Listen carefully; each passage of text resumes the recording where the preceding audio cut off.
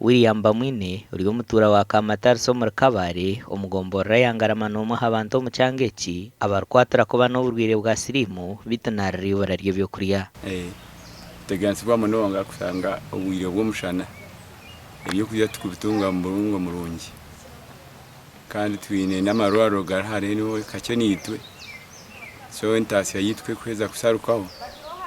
yento cyane twentahiza twindeka munonga nte byo kurya aho tukaterwa umuyaga twaterwa umushana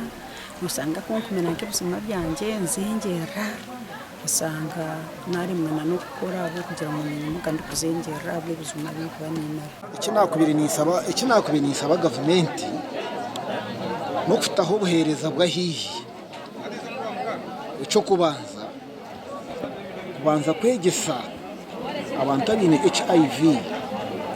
ndwara iyo umuntu akubasa kutura nayo marubire buringwa akabasa gukora imirimo ye. Abekitongole cha World Hope Africa bebembirwe Pastor Enoch Katega yaho nabirukangirire bamumbarwire bakakoko ka siriimu hamwe n'abakikoro mu cyangeki mwene bindi babiro batine byo kurya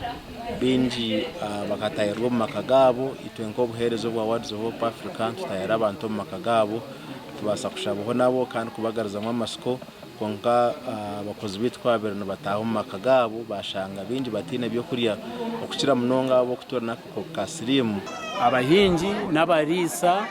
twena tukashasha abo musano gwatuti kwitanya mishazitu nyingi